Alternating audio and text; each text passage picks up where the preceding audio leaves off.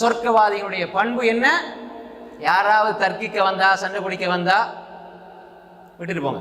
அன ஸஈமுன் பிபைத்தின் ஃபீ ரபதில் ஜன்னah லிமன் தரக்கல் மீரா.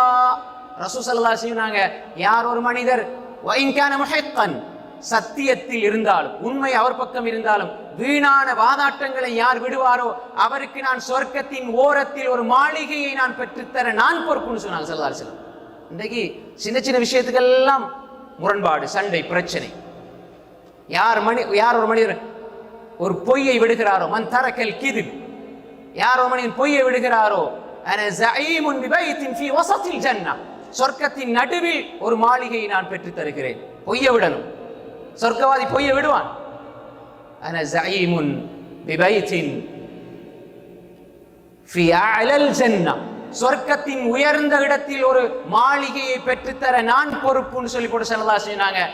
யார் லிமன் ஹஸ்ஸன குலுகா, யார் தன்னுடைய குணத்தை அழகுபடுத்துகிறார்களோ, அழகான குணமுடையவர்களாக இருக்கிறார்களோ அவர்களுக்கு சொர்க்கத்தில் உயர்ந்த இடத்துல நான் மாளிகை பெற்றுத்தாரேன்னு சொன்னாங்க ஸல்லல்லாஹு அலைஹி வஸல்லம். அதனாலதான் சுயிலான் ரசூல் ஸல்லல்லாஹு அலைஹி வஸல்லம், சுயில ரசூல் ஸல்லல்லாஹு அலைஹி வஸல்லம் அன் அக்ஸரி மா யுத்கிலுல் ஜன்னah, சொர்க்கத்துக்கு ஒரு மனிதன் அதிகமா கொண்டு போறது எது? ஸல்லல்லாஹு அலைஹி சொன்னாங்க தக்வல்லாஹ் வ ஹுஸ்னுல் குலுக். அதிகமா ஒரு மனிதனை சொர்க்கத்துக்கு கொண்டு போற எதுன்னு சொன்னால் ரெண்டு விஷயத்தை சொன்னாங்க. ஒன்று அல்லாஹ்வுடைய அச்சம், பயம். ரெண்டாவது உங்களோட நல்ல பண்புகள், நல்ல பண்பு.